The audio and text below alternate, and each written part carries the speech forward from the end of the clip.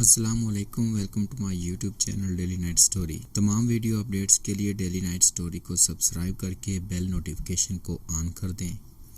تو آئیے سنتے ہیں آج کی ویڈیو میں جناتی مخلوق سے متعلق ایک پراسرار کہانی۔ یہ واقعہ میری نانی کے ساتھ پیش آیا، جو ایک نہایت پرہیزگار خاتون ہونے کے ساتھ ساتھ غیر مرئی مخلوقات کی موجودگی اور ان سے چھٹکارا پانے جیسی صلاحیت رکھتی تھی، مگر یہ انہیں ان مخلوقات سے چھٹکارا پانے کے طریقے کے مناظر نظر آتے تھے۔ وہ کبھی حقیقت میں ہوتے اور کبھی بس خواب کی صورت میں، مگر اس خصوصیت کے بارے میں نانی کی ابو کے سوا کوئی نہیں جانتا تھا۔ نانا ابو ہیڈ ماسٹر تھے، ان کا تبادلہ بلوچستان کے مختلف شہروں میں ہوتا رہتا تھا۔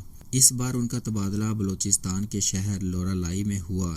لورالائی ویسے تو بلوچستان کے بڑے شہروں میں سے تھا، مگر نانا کا جہاں تبادلہ ہوا وہ علاقہ آبادی سے دور ایک سنسان علاقے میں واقع گاؤں میں تھا، جہاں آبادی بہت کم تھی، مگر وہاں گاؤں سے تھوڑا دور ایسے پٹھان قبائل عارضی جھگیاں لگا کر موجود تھے جو خانہ بدوش تھے۔ یہ خانہ بدوش تعلیم سے کوئی لگاؤ نہیں رکھتے تھے اور نہ ہی اپنے بچوں کو دنیا کی سمجھ بوجھ سمجھانے کی ضرورت محسوس کرتے تھے، کیونکہ انہوں نے زندگی یوں ہی تنہا سنسان جگہوں میں بسیرا کر کے ہی گزارنی ہوتی تھی، اور زیادہ سے زیادہ سردی میں پنجاب جا کر کسی کی زمین پر اجازت لے کر 2-4 مہینے گزارنے ہوتے تھے۔ ان کی زرعی آمدن مال مویشی ہوتے ہیں، بڑے بڑے ریوڑ پال کر ان کو بیچ کر زندگی گزارنے والے لوگ، جن کا بس دینی تعلیم سے ہی تعلق تھا، مگر یہاں اسکول قریب ہونے پر ان لوگوں نے اپنے بچوں کو اسکول میں داخلہ دلایا ہوا تھا، جس کی وجہ سے اسکول میں بچوں کی تعداد اچھی خاصی تھی۔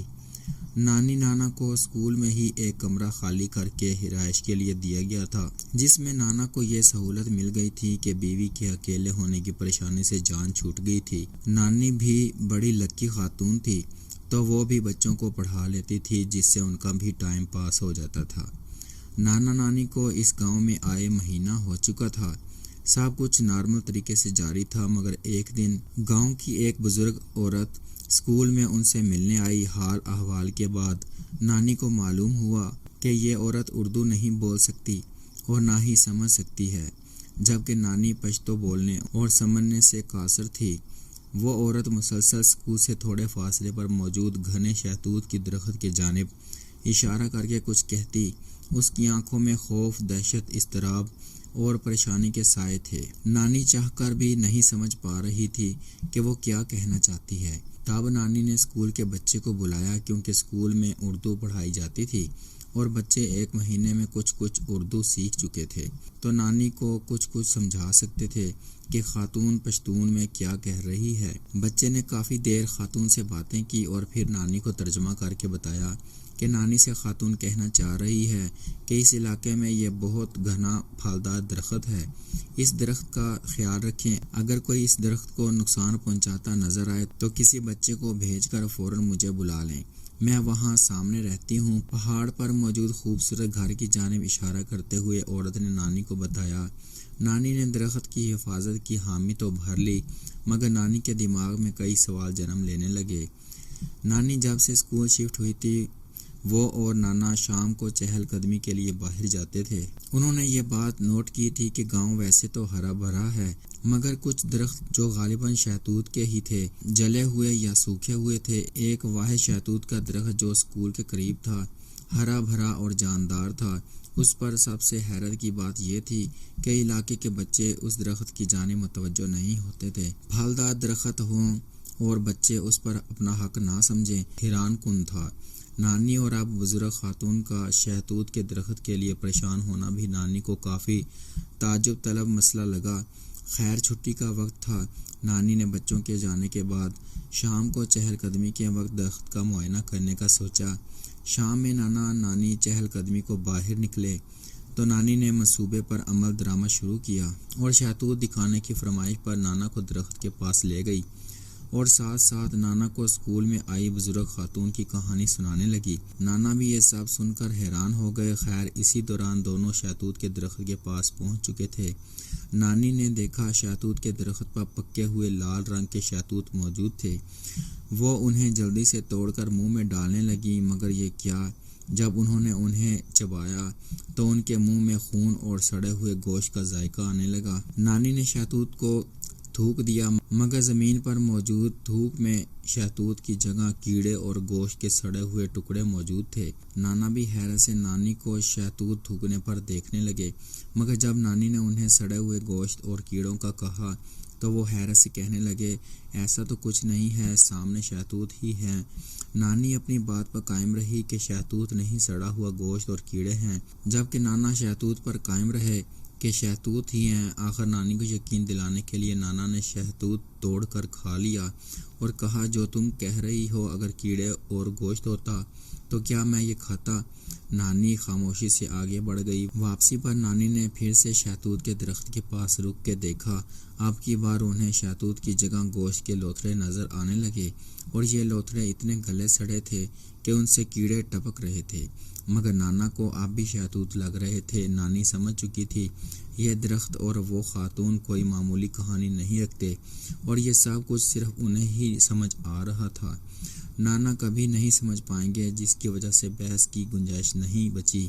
وہ دونوں گھر واپس آ گئے، مگر نانی کے برے دن شروع ہو گئے تھے۔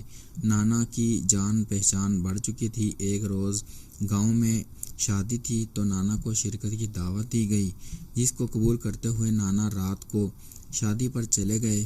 گرمیوں کے دن تھے۔ نانی نے باہر سین میں پڑی چارپائی پر ڈیرا ڈال گئی۔ نانا کے واپس آنے کا انتظار کرنے کا فیصلہ کیا۔ اسکول کے سین کا واحد بلب روشن تھا، جس کے نیچے نانی کی چارپائی بچھی ہوئی تھی۔ رات کے تقریباً 11 بجے تھے کہ اچانک لائٹ چلی گئی۔ سارا علاقہ اندھیرے میں ڈوب چکا تھا، مگر پہاڑ پر موجود گاؤں کا خوبصورت مکان روشن تھا، جس میں وہ بزرگ خاتون رہتی تھی۔ شادی والے گھر سے ہلے گلے کی آوازیں اندھیرے میں بھی متواتر آ رہی تھیں، مگر اچانک اسکول کے باہر سے لوگوں کے چیخیں کی آوازیں آنے لگیں۔ نانی جیسے تیسے کر کے اندھیرے میں اسکول کے گیٹ تک آئیں تو لوگوں نے شہتوت کے درخت کا گھیرا کیا ہوا تھا اور درخت کو آگ لگا رہے تھے۔ نانی نے گھبرا کر دروازہ بند کر دیا۔ لوگوں کی آوازیں آنا بند ہوئیں تو دروازہ بجنے لگا۔ نانا گھر آئے۔ نانی نے گیٹ کھول کر باہر جھانکا تو سامنے درخت جوں کا توں کھڑا تھا۔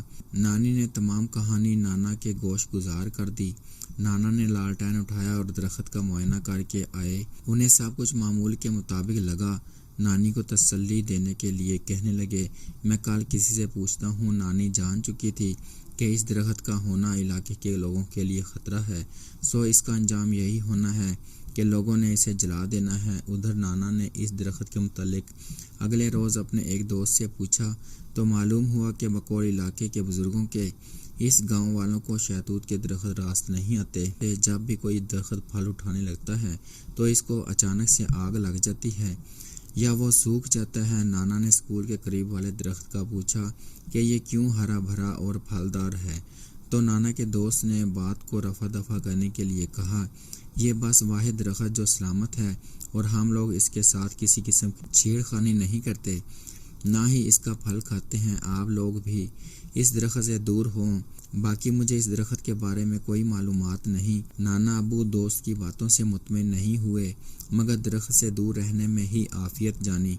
نانی مہم جو خاتون تھی، انہوں نے سب سے پہلے تو یہ محسوس کیا کہ درخت پر غیر مرئی مخلوقات کا بسیرا ہے، اس لیے انہوں نے آیت الکرسی کو ایک کاغذ پر لکھ کر درخت کی جڑ میں دبایا۔ اس کارروائی میں انہیں یوں محسوس ہوا جیسے بہت سی مخلوقات تڑپتی ہوئی چیخ رہی ہے۔ پھر اس کے بعد درخت کے بارے میں معلومات لینے کے لیے اس بزرگ خاتون کے گھر چل پڑی۔ ساتھ ایک بچے کو لے لیا جو اچھی خاصی اردو بولنا سیکھ چکا تھا۔ وہ اپنے بڑوں سے سن چکی تھی کہ اگر کسی درخت پر غیر مرئی مخلوقات کا بسیرا ہو تو اس کی جڑ میں آیت الکرسی لکھ کر دبا دو، اسی درخت کے ارد گرد حصار بن جاتا ہے۔ مگر جیسے نیم حکیم خطرہ جان ہوتا ہے، اسی طرح ایسی مخلوقات کو تجربے کے بغیر چھیڑنا بھی موت سے کم نہیں ہوتا۔ وہ دونوں پہاڑ پر بنے خوبصورت گھر کے دروازے پر کھڑے تھے۔ دروازے پر دستک دی تو گیٹ کھولنے پر سامنے سے وہی بزرگ خاتون نمودار ہوئیں۔ کالے سیاہ کپڑے پہنے، چہرے پر بھووں کے پاس کاجل سے عجیب سے نشان بنے، آنکھوں میں لالی لیے جیسے کئی راتوں سے سوئی نہ ہو، گلے میں ڈھیروں تعویذ پہنے، ہاتھ میں لاٹھی لیے سوالیہ نظروں سے نانی کو دیکھے جا رہی تھی، جیسے نانی کا اس کے گھر آنا اسے ناگوار گزرا ہو۔ وہ نانی کو نہ اندر آنے کا کہہ رہی تھی نہ واپس جانے کا، بچے تو بچے ہوتے ہیں۔ بچے نے تیور دیکھے بنا ہی اندر داخل ہونے کی کوشش کی۔ بزرگ خاتون نے راستہ دے دیا مگر تیور مزید خراب ہو گئے۔ کمرے میں چاروں طرف گدے بچھے ہوئے تھے جن کے ساتھ گاؤ تکیے لگے ہوئے تھے، جو بلوچستان میں گھروں میں مہمانوں کے لیے بچھائے رکھنے کی روایات میں سے ہے۔ نانی نے بزرگ خاتون سے حال احوال کیا، جس کا نپے تلے لفظوں میں جواب دیا گیا۔ نانی نے بھی بغیر وقت ضائع کیے شہتوت کے درخت کے بارے میں سوالات کی بوچھاڑ کر دی، جس پر خاتون نے بچے کو تلخ لہجے میں کچھ کہا۔ بچے نے نانی کو کہا، خاتون انہیں وہاں سے جانے اور درخت سے دور رہنے کا کہہ رہی ہے اور دوبارہ کبھی ان کے گھر نہ آنے کی تنبیہ کر رہی ہے۔ نانی نے کہا، مگر تم ان سے شہتوت کے درخت کے بارے میں تو پوچھو۔ جس پہ لڑکے نے ڈرتے ہوئے خاتون سے کچھ کہا تو خاتون نے اس بار غصے میں غراتے ہوئے پشتو میں کچھ کہا اور اٹھ کر کھڑی ہو گئی۔ بچے نے نانی کو جلدی سے کہا کہ انہیں اسی وقت یہاں سے نکلنا چاہیے۔ نانی اور بچہ اٹھ کر کھڑے ہو گئے تو نانی نے غیر ارادی طور پر مڑ کر خاتون کی جانب دیکھا اور کہا، میں درخت کاٹ دوں گی یا جلا دوں گی۔ یہ جملے نانی کے منہ سے کیسے ادا ہوئے نانی خود بھی نہیں جانتی تھی، مگر یہ جملے ادا ہونے کی دیر تھی کہ خاتون نے چھڑی زمین پر غصے سے ماری۔ چھڑی کے ہتھے سے سرخ رنگ کی روشنی نکل گئی۔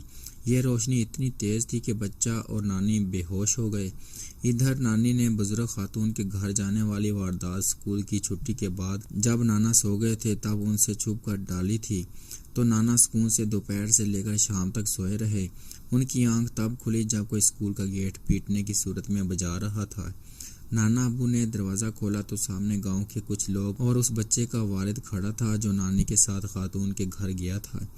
بچے کے باپ نے جب بچے کے اسکول سے واپس نہ آنے کی شکایت کی، جس پر نانا نے جو دیکھا وہی کہا کہ وہ بچہ میرے سامنے اسکول کے گیٹ کی جانب جا رہا تھا، باقی مجھے معلوم نہیں، خیر میں تم لوگوں کے ساتھ چلتا ہوں اسے ڈھونڈنے۔ نانا یہ کہتے نانی کو اپنے جانے کا بتانے آئے تو نانی گھر میں کہیں موجود نہیں تھی۔ نانا ابو نے وہاں موجود لوگوں کو نانی کی گمشدگی کی اطلاع دی تو تشویش کی لہر دوڑ گئی۔ اب سب نانی اور بچے کو ڈھونڈنے نکل پڑے۔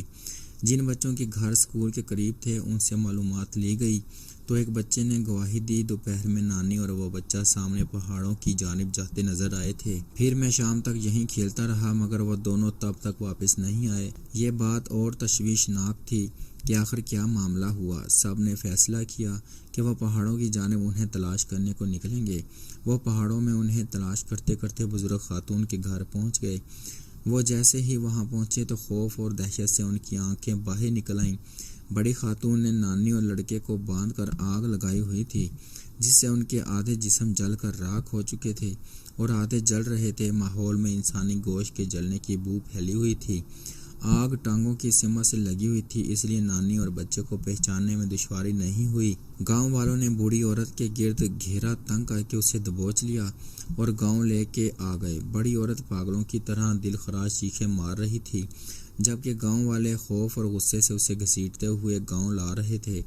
گاؤں میں ہر طرف اسی واقعے کی چین گوئیاں ہو رہی تھیں۔ ہر کوئی خوف و ہراس میں مبتلا تھا کہ یہ بزرگ عورت کیسے اتنا بڑا قدم اٹھا سکتی ہے اور کیوں؟ کیا ایسا گاؤں میں جرگا سسٹم تھا؟ دور دراز علاقے سے سردار کا انتظام کیا گیا جس کے کنٹرول میں یہ علاقہ آتا تھا۔ سردار کو ایک دن لگ گیا تھا جائے وقوع تک آتے آتے، تو اہل علاقہ نے تدفین پر زور ڈالا، جس پر نانا نانی کی میت لے کر اپنے علاقے آ گئے۔ تدفین کے فوراً بعد نانا کچھ رشتہ داروں کے ساتھ واپس گاؤں چلے گئے جہاں جرگا بیٹھنا تھا۔ جرگے میں خاتون کو لایا گیا تو اس نے روتے دھوتے کہا، میں نے ایسا کچھ نہیں کیا، یہ سب مجھ سے جنات نے کرایا ہے۔ میں نے اس گاؤں کے شہتوت کے درختوں پر عملیات کیے، جس کی وجہ سے اس گاؤں میں شہتوت کے تمام درختوں پر شیطان جنات نے بسیرا کر لیا ہے اور ان کا سب سے پہلا شکار میرا اپنا بیٹا ہو گیا۔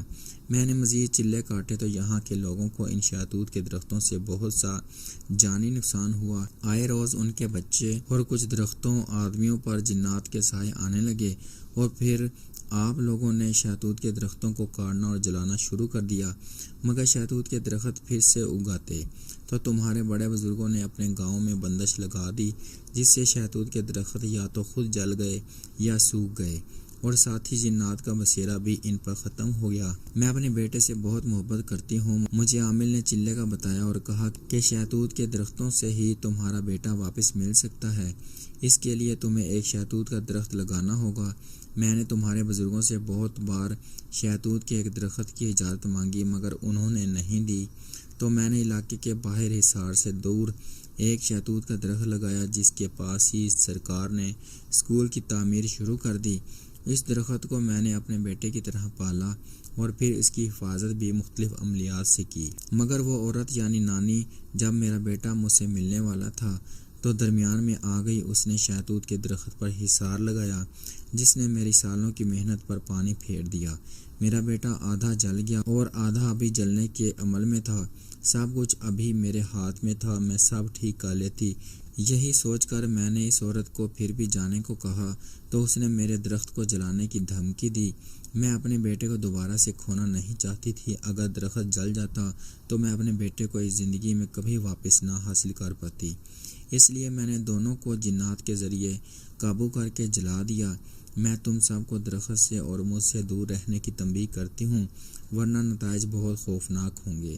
لوگوں نے مولوی صاحب سے رجوع کیا جنہوں نے اپنے استاد محترم سے سارے مسئلے کا حل پوچھا، جس پر استاد محترم نے جو ایک روحانی شخصیت تھے انہوں نے درخت کو آگ لگانے کا حکم دیا اور ساتھ ہی بزرگ خاتون کو پولیس کی حوالے کرنے کا حکم دیا اور بڑی خاتون کا گھر جو عملیات کا مرکز تھا اسے بھی جلانے کا حکم دیا۔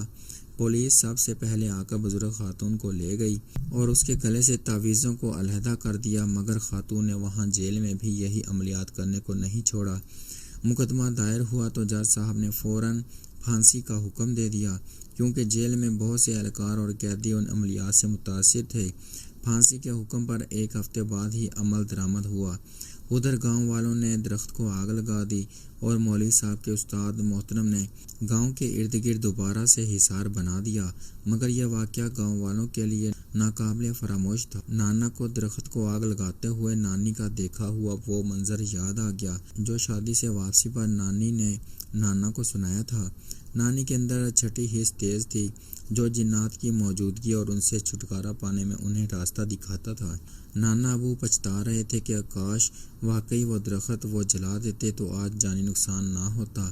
معاشرے میں جنات اتنے متحرک نہیں ہیں جتنا کہ انسان ان سے اپنے مفادات کو حاصل کرنے کے لیے وہ چھیڑ خانی کر کے خود بھی نقصان اٹھاتے ہیں اور جنات کو بھی نقصان پہنچاتے ہیں۔